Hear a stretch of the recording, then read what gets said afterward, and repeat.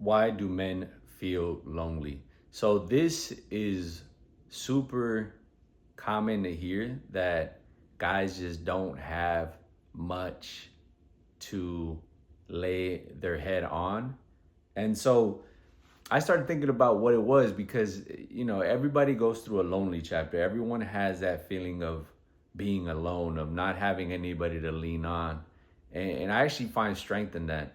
Although I do have issue with the fact that it can be permanent, and I think that's where it can become a problem. So the first things first is just that we've retreated indoors. We have a sedentary lifestyle. We've decided that everything that needs to happen has to happen inside, and we forget that the world happens outside. So I think that's the major problem. Over the years, we've spent so much time indoors that it's going to be hard to get people to get outside, because we've convinced everyone that there's no need, that everything that you need is at the tip of your fingers, or on the television, or you can stream it, or you can listen to it. And so you forget that there's things happening in the world, and that you could venture outside. And so that brings me to my next point, which is that it's just too much tech, too much doom scrolling. You have to keep in mind, nothing online is ever going to finish. You can just keep going, and there's going to be constant updates and constant new things to see, new streams of information. And that definitely has an influence on how you feel, think, and act.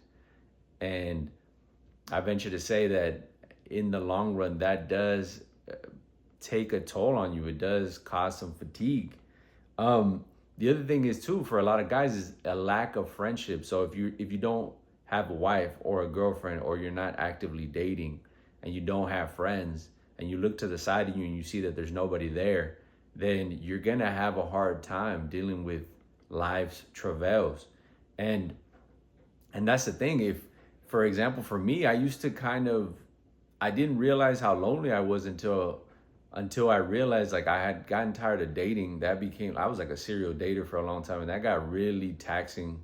It just got boring. I just wanted to stay away from women.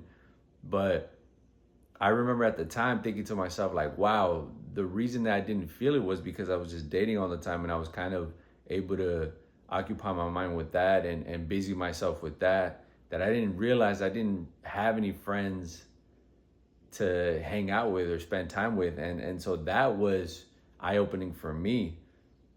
The other thing is we don't have rites of passage. We don't have moments or gauntlets that get us from here to there. And we don't have anything to signify, okay, it's time for a new phase in life. There isn't that. We don't have it. And so what you end up having is a series of prolonged adolescence for many men, and they don't ever learn how to do things that are going to get them to that next level. The other thing is people have decided that their career, that what they do is more important than anything else in their life, and they end up prioritizing that above everything else. And when you prioritize, that aspect of yourself, everything else goes by the wayside. Your entire identity is tethered to your performance in the workplace, which is got to be one of the worst things I have ever seen, is that people decide that their entire being, their every fiber, is going to be tied to their work title, which is frankly absurd, because when that goes away, and given the conditions, it's only a matter of time. When you have that position no longer in your grasp, then who are you? What is it that you represent? Because all you've done is spend your entire life constructing an identity around this work or this career that you've decided is the main part of who you are. And that is very troubling. And that when people have to come up against that is when they have a hard time, because they don't know who they are. And they've spent their entire time constructing a personality around that, right? Of escalating and climbing the hierarchy of the workplace, which I think is baffling, that people have decided that this is where they're going to put their energy into.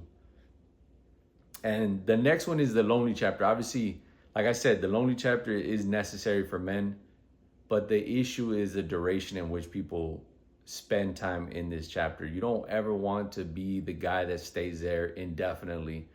I remember running into a former friend of mine on the streets, and you could tell this dude had just stayed in the lonely chapter because he was off, socially just off, poor posture, had a little turkey neck, had really nothing to talk about, nothing new really to say because he hadn't really spent time working on himself. He just decided he was just going to be a lone wolf and not talk to anybody.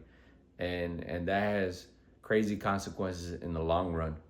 The other thing is too, is we've decided that vanishing institutions, things that create community are really not heavily emphasized anymore.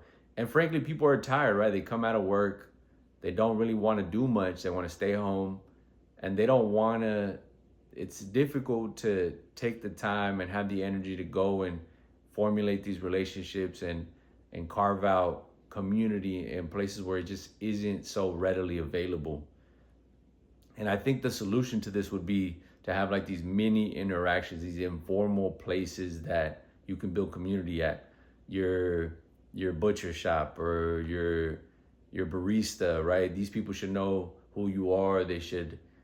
You should be able to talk to them and frequent them and they recognize you. And that's a way that you get your foot in the door. That's how you create community. That's how you orient and anchor yourself in your geography. And so you'll have those informal moments. The old guy that I see at the park all the time, the butcher that knows that I have like this extravagant cut that I like, or the barista that knows I love my cortado with a little bit of cinnamon on top. Like those kind of things matter, especially when you feel like you don't have anybody around. That's a way to kind of make yourself feel like a part of something outside of yourself, if that makes any sense. And ultimately, this is more, the most important thing is here is the spiritual part of it, which is that you're never really alone if you have a relationship with something outside of yourself. And in this case, it could be God, or it could be whatever it is that you have, a meditation practice, a prayer in the morning, something of that nature, because you need to have strength outside of yourself. And I think that's the way to do it. And sure, that's not going to ever fulfill the part of it that you need, which is like the human conversation, the touch, the closeness, right? That part of it is super important. Just because you can do it doesn't mean you should, right? Not be around people.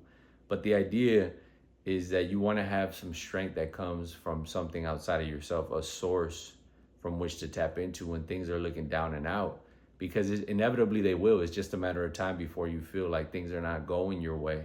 And you have to be able to draw strength from somewhere.